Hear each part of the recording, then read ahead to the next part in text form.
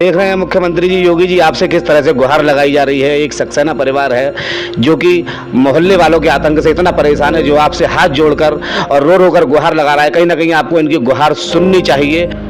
ऐसे पुलिस वालों को सबसे पहले तो अपनी वर्दी उतारकर खूंटी पर टांग देनी चाहिए। ये पुलिस के नाम पर बहुत बड़ा धब्बा है। नमस्कार दर्शकों, आप देख रहे हैं आज का सच और हम हैं यहाँ इस समय सूर्य विहार कॉलोनी में, जो कि थाना क्वारसी के क्षेत्र में आता है। कि हमारे साथ ये बेबी सक्सेना हैं। 2015 में रहने के लिए एक मकान बनाया। इन्होंने सोचा कि शायद हम अपना जीवन हंसी खुशी यहाँ पर बिताएंगे, और इन्होंने बताया भी।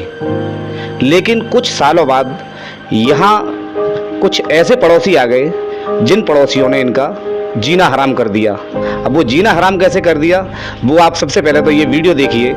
ये जो फुटेज जो चल रही हैं, ये उन्हीं पड़ोसियों की फुटेज है जिन पड़ोसियों ने इनके साथ अत्याचार करना शुरू कर दिया है। 2023 में इनके पूरे परिवार को दीपावली के अगले दिन लाठी डंडों से मारा पीटा गया।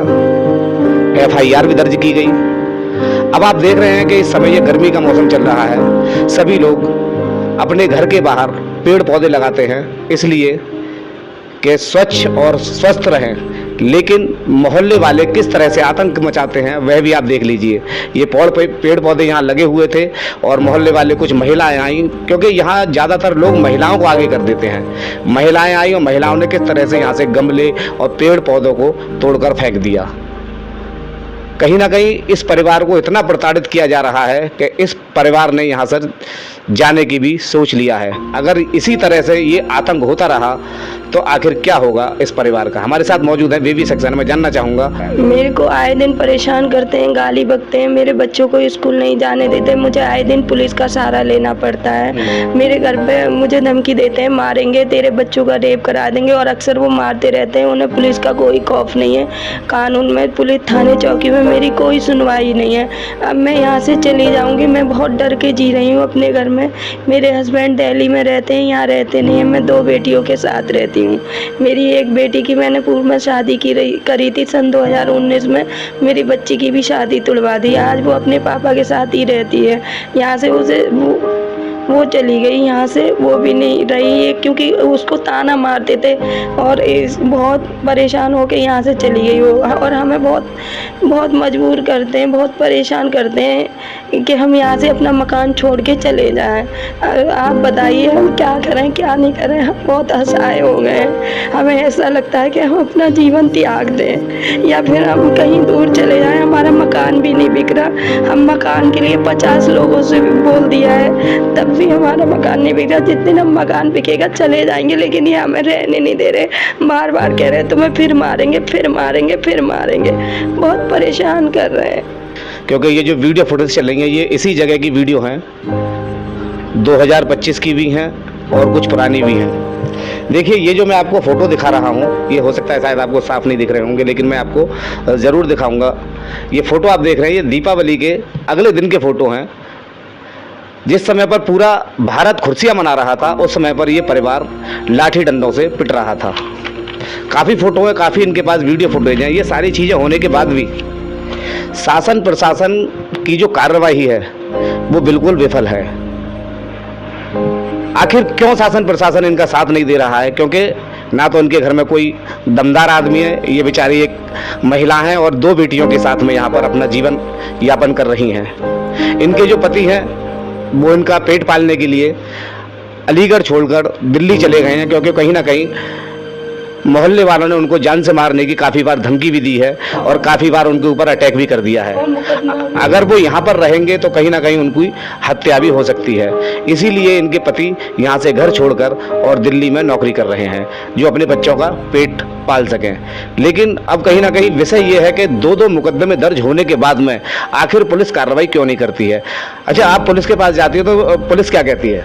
पुलिस ये कहती है आप पागल हो, डॉक्टर के पास जाओ, यहाँ मत आओ। मेरा बड़े मुश्किल से मुकदमा लिखा गया, मुकदमा नहीं लिख रहे थे, कह रहे थे यहाँ से जाओ, तुम झूठी हो, तुम गलत गलत बोलती हो, पूरे मोहल्ले से लड़ती हो। मैं अकेली महिला पूरे मोहल्ले से कैसे लड़ लूँगी? ये सब लोग मुझे मिलके मारते हैं, मेरी सच्ची घटना नहीं लिखी जाती है, उनकी झूठे मुकदमा लिखे जाते हैं जो कोर्ट तक चले गए, जो मैंने जमानत करवाई है। मेरे आदमी के ऊपर, आदमी मेरा दिल्ली रहता है, उसके ऊपर भी मुकदमे करवा दिए हैं। मेरे आदमी ने झूठे मुकदमों की जमानत कराई है, मेरे सच्चे मुकदमों पे कोई कार्रवाई नहीं हो रही और मुझे थाने से भगा दिया जाता है, थाने चौकी से, और कहते हैं यहाँ मत आना। मेरा मुकदमा जैसे तैसे लिखा गया और फिर बोलते हैं कि यहाँ मत आना। थाने में नरेंद्र HSO साहब बोलते हैं कि तू पागल है, तुझे डॉक्टर के पास जाना है, यहाँ ना कि यहाँ थाने के अंदर आना है। मेरी थाने में कभी सुनवाई नहीं हुई है सर, कभी नहीं हुई है। तो आप देख रहे हैं ये कैसे पुलिस प्रशासन है जो कि एक पीड़ित महिला से कहता है कि तुम पागल हो और यहाँ मत आओ, जबकि साफ साफ वीडियो फुटेजों में दिख रहा है कि किस तरह से इस पूरे परिवार को प्रताड़ित किया जा रहा है। ऐसे पुलिस वालों को सबसे पहले तो अपनी वर्दी उतारकर खूंटी पर टांग देनी चाहिए।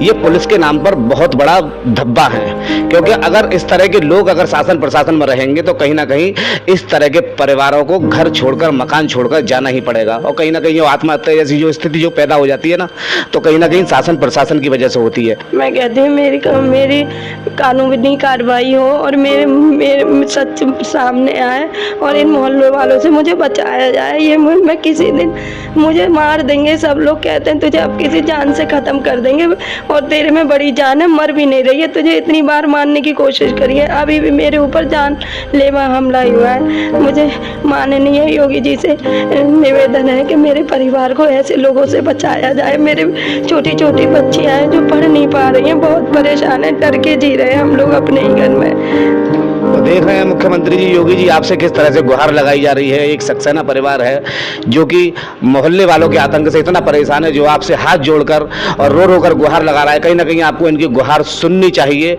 और इस परिवार को न्याय दिलाना चाहिए। सबसे बड़ी बात यह है कि पूरा मोहल्ला इकट्ठा होकर घर में घुसकर मारपीट करता है, और मारपीट करने के बाद में इन्हीं के परिवार पर झूठा मुकदमा साँठ-गांठ करके लगा देता है, और उस झूठे मुकदमों की ये बेचारा जो परिवार है वो जमानत कराता हुआ फिरता है। और अगर इस तरह का कानून अगर रहा तो कैसे आपकी सरकार चलेगी? कहीं ना कहीं आपकी सरकार को भी बदनाम करने की जो कोशिश है वो शासन प्रशासन कर रहा है, और इस तरह के लोग हमेशा आपको बदनाम करने में आगे रहते हैं। मैं जानना चाहूँगा उन आरोपियों के नाम भी बताए जाएं जिन जिन लोगों ने आपके साथ अत्याचार किया है। कौन लोग हैं वो, क्या क्या नाम है उनके? उनका नाम है धर्मेंद्र वकील, पूनम उसकी पत्नी, निर्मला, प्रमोद यादव, शिव कुमार, ध्रुव, प्रिया, मिथिलेश, उमा शंकर, नीरज, छवि, भावना और रोशनी आदि, यही बहुत सारे लोग हैं जो मुझे इनके ठीक से नाम नहीं पता। ये एक रिक्त होके आते हैं 4-5 घर और मेरे पे हमला करते रहते हैं आए दिन।